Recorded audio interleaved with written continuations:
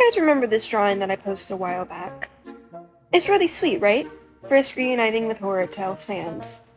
But what if I were to tell you it has its own lore? In fact, what if I told you that a lot of my TikToks are connected to one singular multiverse that I made up? And in this multiverse are my different interpretations of Undertale use. That's right, everybody, this is my interpretation of Horrortale. So, Horrortale. In this interpretation, Frisk was around 8 years old when they first fell down. They did not kill any monsters, they went through the underground being a pacifist. In fact, they bonded with the Skeleton Brothers very closely, to the point where Sans wanted to adopt them once they got on the surface. However, this did not work. Frisk killed Asgore and went through the barrier, survived but was not able to actually go back, thus starting the Horrortale story. Frisk spent 10 years on the surface trying to figure out how to break the barrier. Meanwhile, Horrortale was deteriorating. Eliza fell down when Frisk was 17. Eliza was 7 years old, and because of the younger age, she was spared a lot more than the original Eliza was. Because Sans had no bad blood with Frisk in this AU, once he found Eliza in Snowdin, he took her in and started to see her as a daughter.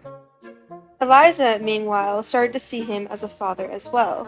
And ever since they came to that realization together, Eliza has been hiding under the guise of being Sans' daughter. But because Horror now had a child that he needed to feed, he agreed to work with Nightmare in his gang, which had approached him many years prior. He knew he needed the supplements of food, not only for his family, but for all of Snowdin. So he started working with Nightmare and his group.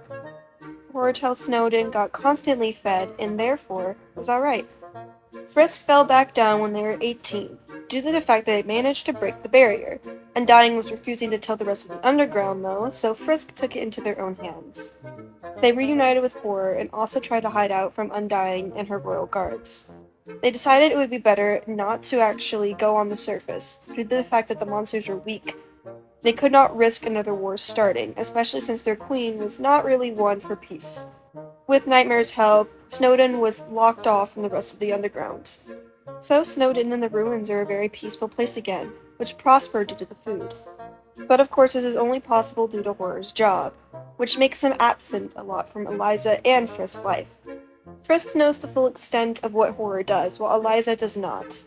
Horror ends up having to miss many advancements in Eliza's life, due to his extensive job.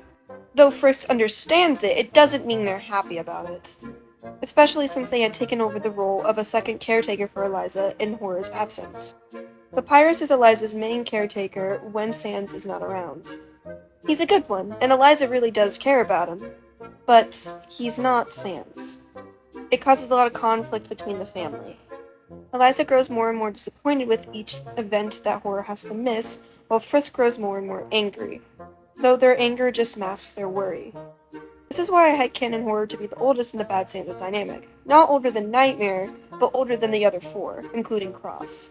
It's also why I think he's so fatherly in a way, where he cooks and cleans and makes sure there's no fights breaking out. Because he is a dad, just back in his own AU.